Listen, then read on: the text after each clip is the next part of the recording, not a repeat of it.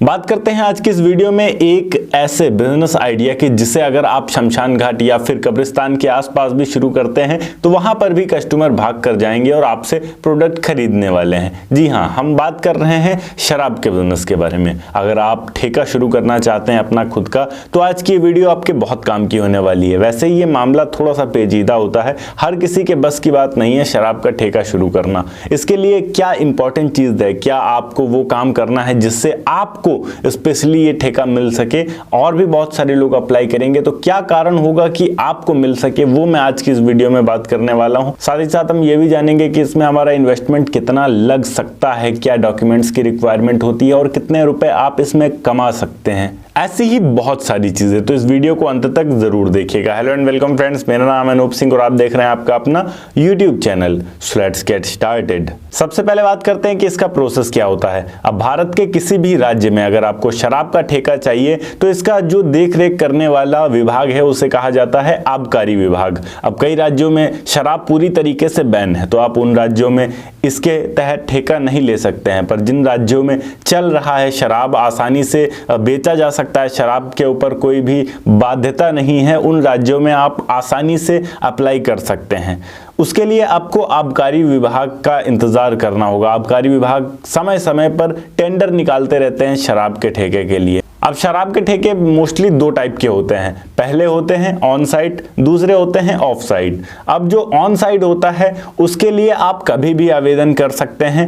On site में basically ये होता है कि आपका एक रेस्टोरेंट है, आपका एक बार है, आपका एक होटल है, तो उसके अंदर जो भी कस्टमर आपके पास आते हैं उनको आप शराब सर्व करना चाहते हो, तो उसके लिए आपको लाइसेंस लेना पड़ता है जिसे कहा जाता है ऑन साइट लाइसेंस। इस लाइसेंस के लिए आपको बेसिक चीजें अपनी दिखानी होती है, जैसे आपका बार कहां पर है, आपके बार की जितनी भी लाइसेंसिंग प्रक्रिया होती है वो पूरी है या फिर नहीं है, सारे डॉक्यूमेंट्स आपको दिखाने होते हैं। आपका बार पूरी तरीके से लीगल होना चाहिए। आपका बार किस एरिया में है वो भी यहाँ बहुत ज़्यादा मायने रखता है।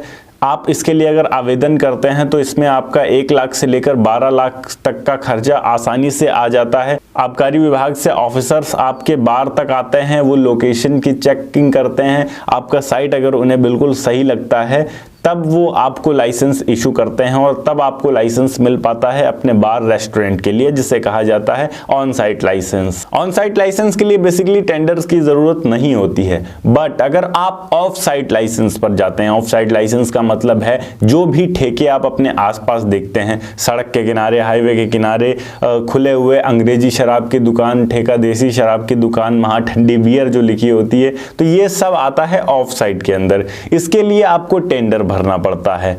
टेंडर में आपको अपनी सारी डिटेल्स देनी होती हैं। कुछ बेसिक डॉक्यूमेंट्स की अगर हम बात करें, आपको जो देना होता है ठेका लेने के लिए, सबसे पहली चीज आपके पास हैसियत प्रमाण पत्र होना चाहिए जो कि आपके कचहरी से बनेगा। दूसरी चीज पासपोर्ट साइज फोटो, आपका पैन कार्ड, आधार कार्ड, चरित्र प्रमाण पत्र और अनुभव प्रमाण पत्र कि क्या आपको पहले इस बिजनेस का थोड़ा बहुत भी अनुभव है या फिर नहीं है, ये भी आपको बताना होता है। यदि आपको इस बिजनेस का अनुभव है तो चांस होते हैं कि आपको ठेका और जल्दी मिल पाएगा। अगर आपको अनुभव नहीं होता है तो थोड़ा सा काम फंसता है, पर उसका सॉल्यूशन भी मैं आगे आपको बताने वाला हूं। नए ठेके खोलने के लिए कुछ नियम भी हैं जिनकी अगर हम बात करें तो सबसे पहली चीज, किसी भी स्कूल या कॉलेज या डिग्री कॉलेज या पीजी कॉलेज है अगर, उससे एक निश्चित दूरी होनी चाहिए। किसी शहर या कस्बे से 1 किलोमीटर दूर होना चाहिए कम से कम। हाँ, वो बात अलग है कि अगर एक शराब ठेका खुल गया है उसके बाद उसके आसपास कॉलोनी बस जाती है तो उससे कोई समस्या नहीं है।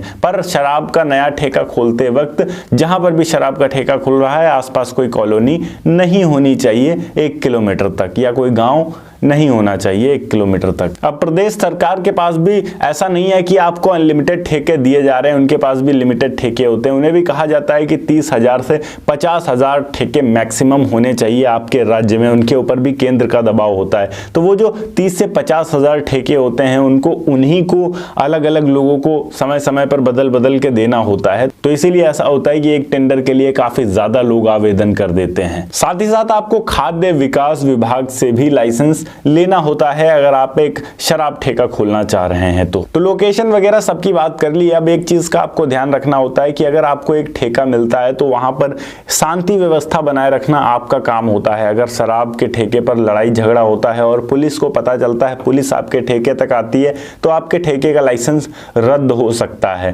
तो कोशिश करिए कि शांति व्यवस्था किसी भी तरीके से आपको बनाकर रखना होता है अपने ठेके पर। यहां अगर हम बात करें कि इन्वेस्टमेंट मिनिमम कितना लगता है एक ठेके के बिजनेस को स्टार्ट करने के लिए, तो यहां मिनिमम इन्वेस्टमेंट आपका 15 से 20 लाख रुपए आसानी से चला जाता है। और यहाँ पर अगर हम प्रॉफिट की बात करें कि कितना हम कमा सकते हैं अगर हम एक शराब के ठेके को शुरू कर दें, तो यहाँ पर अर्निंग की कोई लिमिट नहीं है। कितनी ज़्यादा सेल होती है उसके ऊपर डिपेंड करता है। और शराब एक ऐसी चीज़ है जिसकी सेल डेफिनेटली होनी ही होनी है। तो 5 से 6 हज़ार रुपए एक दिन का तो मिनिमम है, आप कमा सकते हैं। कई बार ये आंकड़ा इससे कई गुना ज़्यादा भी चला जाता है, वो डिपेंड करता है कि आप किस लोकेशन पर मौजूद हैं। बात करें कि अब यहाँ पर इतना आसान तो है नहीं शराब का ठेका लेना, क्योंकि इसके लिए जो टेंडर निकलता है उसके लिए काफ़ी ज़्यादा भीड़ पहले से रहती है।